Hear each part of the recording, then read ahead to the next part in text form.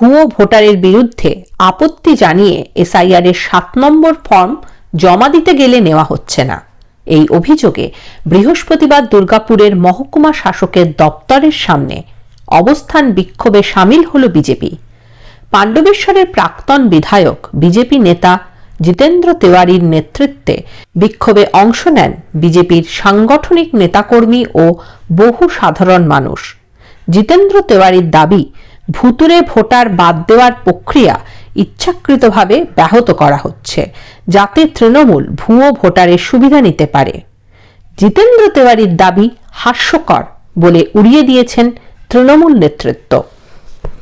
আমার কাছে নেই, সেটা বিভিন্ন, কেন শুধু আমরা আমাদের দলীয় স্তরে আমরাই দিচ্ছি তা তো নয়, তো এটা ইন্ডিভিজুয়ালি যারা দলের কোনো সদস্য না তারাও এই ফর্ম জমা দিতে পারেন।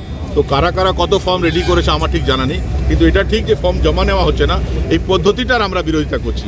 এক্স্যাক্ট কত ফর্ম জমা হয়েছে, কত জনের নাম বাদ দেওয়া উচিত, সেটা এক্স্যাক্ট বলার মতো অবস্থায় আমি আজকে নেই।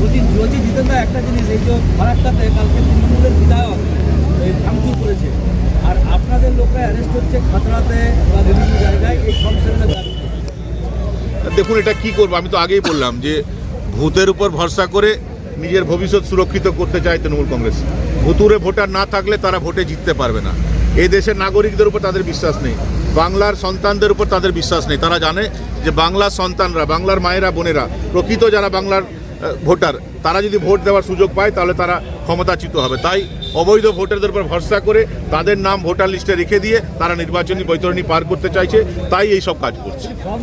না, এটাই তো দেখুন, হাইকোর্ট তো বারবার বলেছে যে পশ্চিমবঙ্গে তো আইনের শাসন চলে না, শাসকের আইন চলে, এবং এটা আমরা উপলব্ধি করছি, আপনারা উপলব্ধি করছেন, সবাই দেখছে যে আলটিমেটলি এখানে শাসকের আইন চলছে। শাসক দলের যারা নেতা মন্ত্রী আছেন তারা যে নির্দেশ দিয়ে দিচ্ছেন, প্রশাসনে যারা আছে তারা সে নির্দেশ মানতে বাধ্য হচ্ছে। এই পরিস্থিতি পরিবর্তন চাই, এবং প্রধানমন্ত্রী নরেন্দ্র মোদীজি যেটা বলেছিলেন যে আসল পরিবর্তন পশ্চিমবঙ্গে আনতে হবে, আসল পরিবর্তন বলতে তিনি যেটা বলতে চেয়েছিলেন এটাও তার মধ্যে একটা।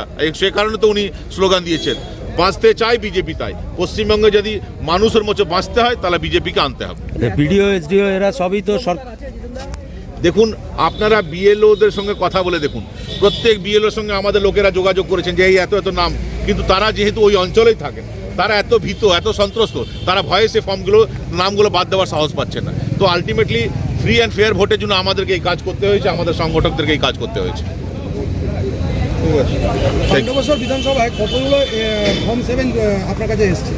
আমার কাছে আসেনি, যারা বিএলও আছে তাদের কাছে এসছে, এবং পাণ্ডবেশ্বর অনেক সাধারণ মানুষ যারা নিজেরা ভোটার লিস্ট দেখেছেন তাদের কাছে এসছে, এবং এই অবজেকশনটা আমরাই জমা দেবো তার কোনো মানে নেই। যে কোনো ব্যক্তি পাণ্ডবেশ্বরের যে ভোটার, সে যদি মনে করে যে একটা অবৈধ ভোটারের নাম আছে তাহলে সে অবজেকশন জমা দিতে পারে।